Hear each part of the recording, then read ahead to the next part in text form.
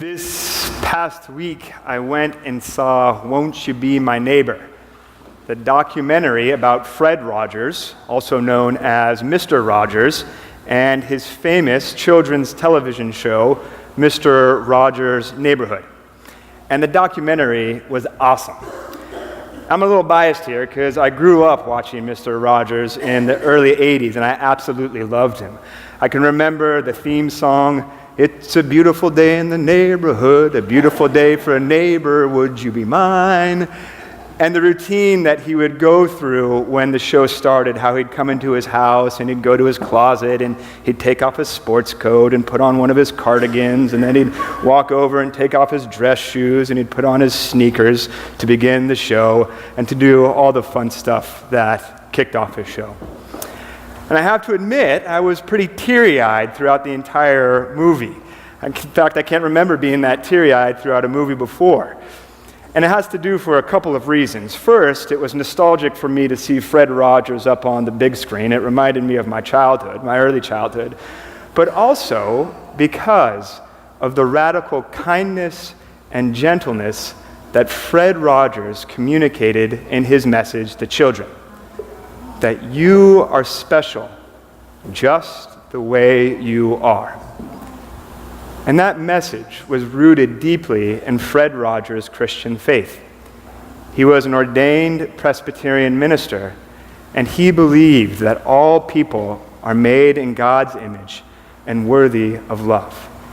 That all people are made of God's image and worthy of love.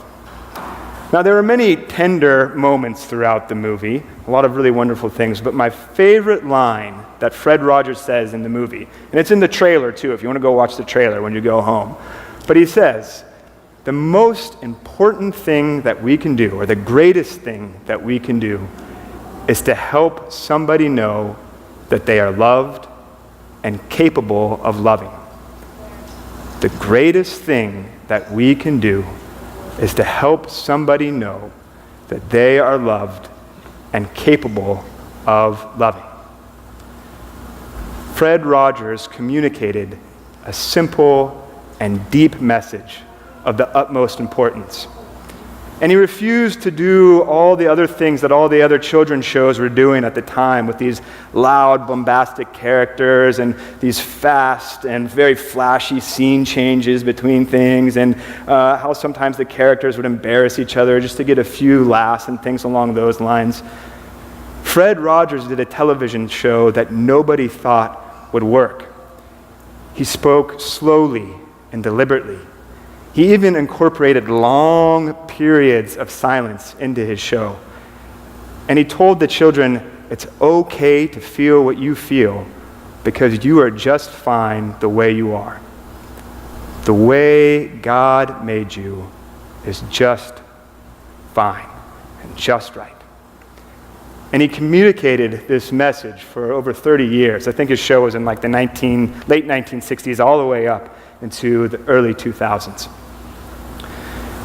In this morning's gospel lesson, Jesus calls us to look past those things that obscure our vision and our relationship to that which really matters.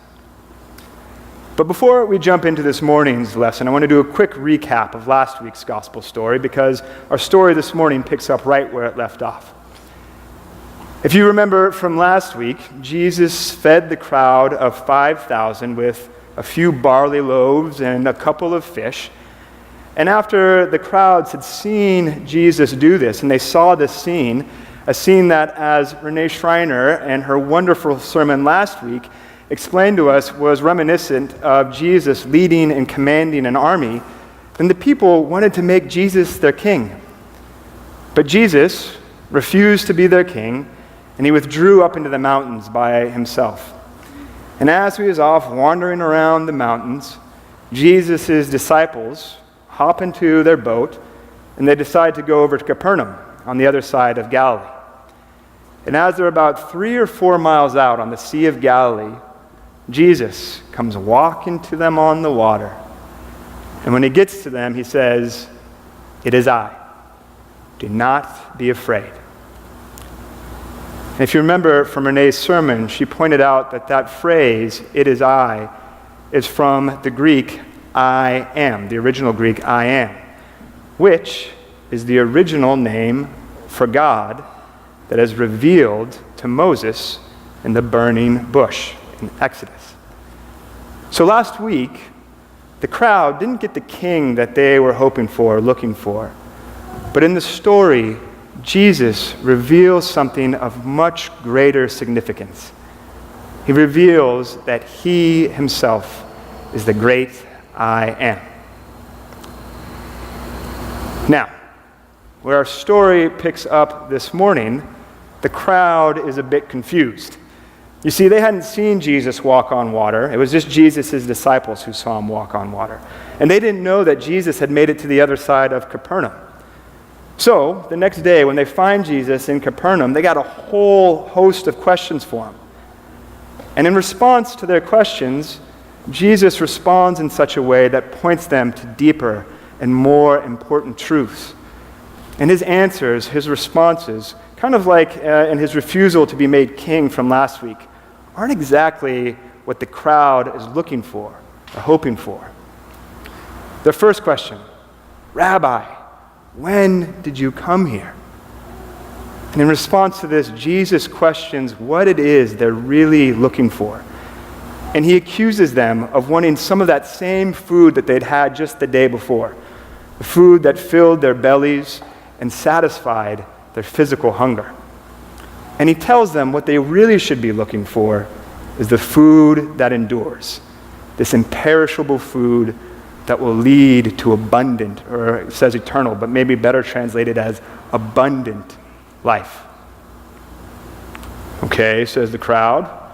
And their next question, well, what do we need to do to perform the works of God? A question that they asked to presumably get this imperishable food that will lead them to abundant life.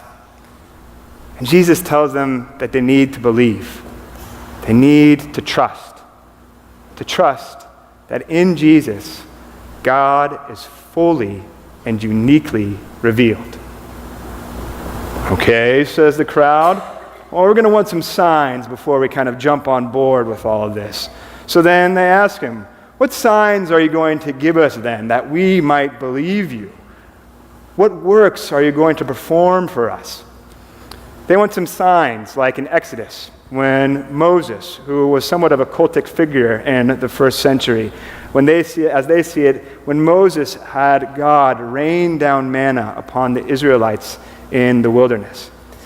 I mean, in this morning's gospel lesson, the people yesterday, or just the day before, had witnessed Jesus feed the 5,000 with just a few barley loaves and a couple fish, and they still want another sign, a sign that will only temporarily satisfy their needs and their desires.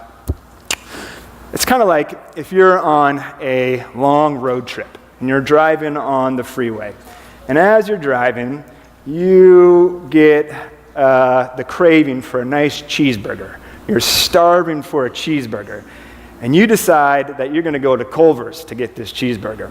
So as you're driving along the freeway, the only thing that you're looking for is that Culver's sign, right? So you know that you can pull off when you see that Culver's sign and get that nice, tasty cheeseburger.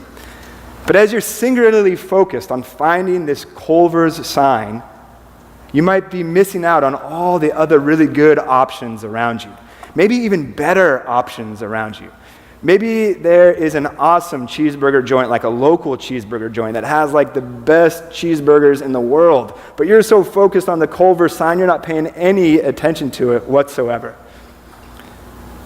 The sign that the crowd wants so badly for Jesus to perform obscures what's already in front of them. God in their midst, working to bring them to abundant life.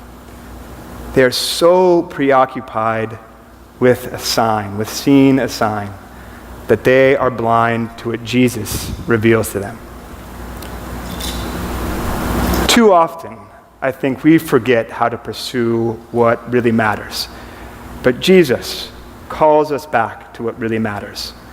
This abundant life that we all long for at a deep level, and that is available to all people through Jesus.